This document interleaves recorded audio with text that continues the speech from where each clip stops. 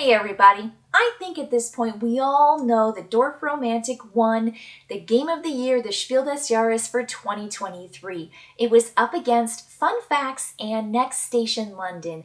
I called Next Station London as my favorite, but I also said that I think Dorfromantik will win. It just feels so Euro. It feels so Game of the Year, like that classic kind of Game of the Year. It wouldn't surprise me if Dorfromantik would win. I would be surprised if Fun Facts won, and it didn't. So I think I kind of figured out that Spiel kind of space for Spiel des Jahres.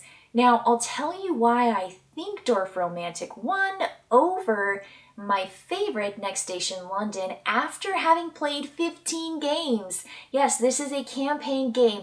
And I will tell you that I think a lot of reviewers out there, prior to the Game of the Year award, and while it was still in the nominee space, didn't really give Dorfromantik its due time. I think they played a game or two, and then they were like, I don't really know what's going on with this game. I don't know why everyone's talking about this game. I don't really get this game. I don't think it has a point. I don't want to play again. And that's kind of the whole point of the game. So for me, this game really grew. And it means you have to get past your first 3 games or so. You have to get into the game to feel what it's asking you to do. And the game couldn't be more simple. I would say it's a cooperative Carcassonne. That's essentially what this is. You are laying down hexes, tiles, either landmarks or objectives, and you are trying to score points. And the game will give you more and more ways to score points as you unlock more and more features. There's this really delightful space on your scoreboard where you get to mark progress, and depending on how well you do at the end of the game, how well you score, you're going to get a certain number of cross marks or X's that allow you to walk towards an unknown bonus, an unknown box that's going to give you new cards, new tiles, new bits, and all sorts of stuff. So this game is all about discovering the ways that you can score and the new tiles that keep coming into the game. But the basic game is this. Shuffle up all your landmark tiles, put them in a pile. Take 3 out, and you don't know what they are, but they're not in the game. So you always have just like a little bit of mystery of like, oh boy, we don't have these 3 landmark tiles. What are they going to be? Hopefully it's not going to impede your progress and your goals for the game. It shouldn't. It just gives a little bit of variety where you're not exactly sure. You can't count on every single tile being in there every game. Then you're going to shuffle up the objective or the task tiles, and they're going to be in a separate pile. And the first 3 rounds of each game, the amount of players in the game will take turns one at a time drawing tiles. And the first 3 have to be those task tiles. And you're going to place those out, and you have these little task squares that tell you how many of that particular type, like a tree or a field or a water or a railroad, has to be in that particular grouping. And those are just going to be contiguous spaces. So mine is like next to flush side by side. One tree, another tree, you add another tile that gives you 3 trees and your goal is 4. When you place that 4th tree tile next to that tree grouping, you're going to score that task tile, taking it off the board, and you are going to grab a new task, and that's going to flip over a tile, ask you to place that tile, and then start a new task with that particular grouping. So there's always 3 tasks or objectives that you're working on, and you really do need to focus on those. You can't just make a beautiful city. If you just put tiles down, you just lay them down willy-nilly and you don't care, or you're just going for aesthetics, you're not actually playing the game. You're just throwing down tiles. And I don't think that's the way to win the game. I actually think you have to be very careful about your tasks, and you have to constantly be working towards them while setting up other possibilities elsewhere in your city. Because once one task is done, you can't place a task that has a lower you have a lower requirement onto a longer one. So let's say I had a 4 railroad and I capped it, or I put one on that made it 5, and I want a railroad. Now I draw a new task tile and it says 4. I can't just chunk it onto that railroad because that railroad has 5. And that would essentially make it 6 even. So I can't do that. I have to always place it on a space that allows it to grow and or finish that turn. So there's this really nice set of restrictions that keep you from just piggybacking on major progress, because there are other ways to earn points. And that's going to be your longest railroad, your longest river, and other things that I won't spoil for you when you discover them.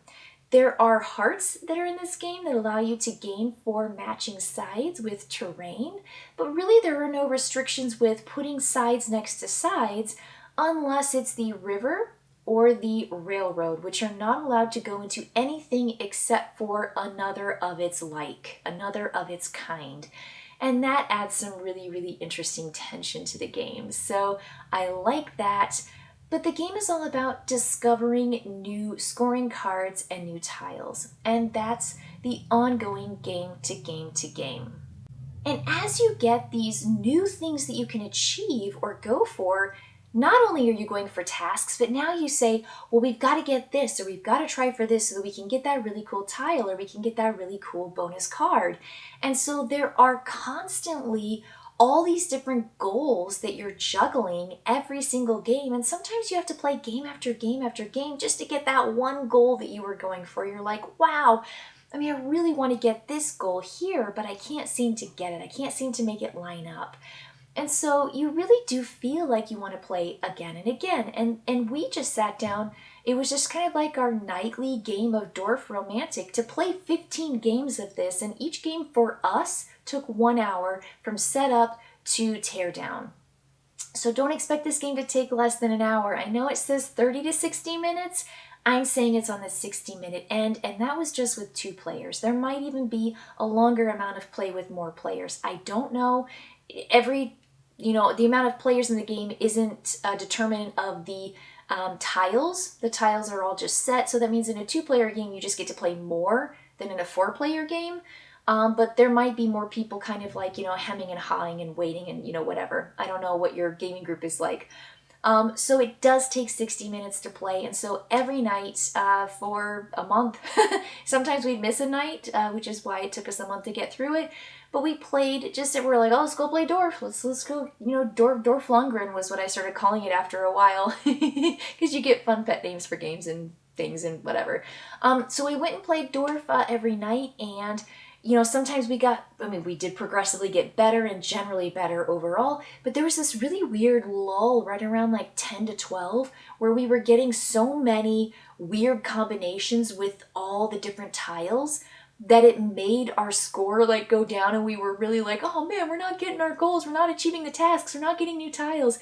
And then there was a moment where we just like kept going up. And so our last score, our 15th game, was our best by far. We got absolutely everything that the game provided for us. We achieved everything. And it was just so satisfying. Every single time we'd fill in a thing, we'd check off a box, we'd say, we got the balloon, we got the this, we got the that, and it was just lovely. And so I think the game grows as you play, and I think that this game is a campaign and then it's over. Now there is a chance, because you don't eat the game up, you don't mar anything or change anything, there is a possibility now that everything's in the game, we unlocked all the boxes, we unlocked all the secret, information, for us to play the game again. But I will say, we don't necessarily feel the need to. We don't feel like we need to jump into Dorfromantik again. We did it. We played the whole thing from start to finish, and it was satisfying. And we have that time, that memory of that 1 month that we just pretty much every night played the game. And it was lovely and fun and delightful. And it's just a nice, easy game to play. It is a nice cooperative experience. And I feel like the puzzly nature of it and the goals constantly keep you focused on moving forward, getting better, and achieving more and more and unlocking all the content that the box offers. So for a gaming experience, I see why it was picked for Game of the Year, and I see why people probably will want to continue playing their Dorfromantik.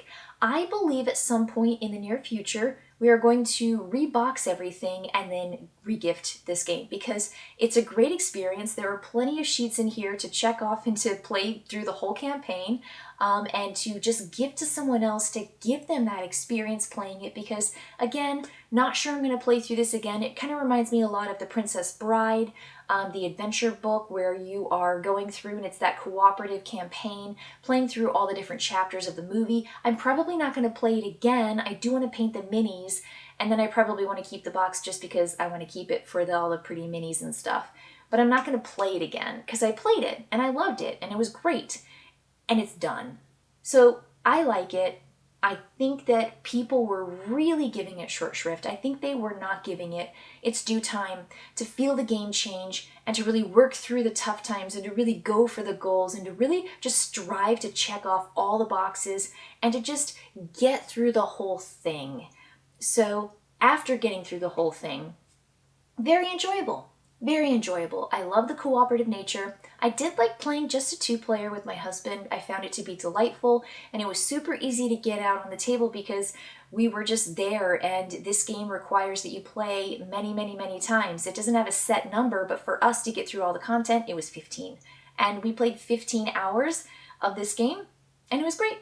So, if there are people out there critiquing this, they might not have actually played all of it, is my take on it. And you have to be ready for luck of the draw. There's going to be some games where you just don't get what you want and you've lined things up and it doesn't work.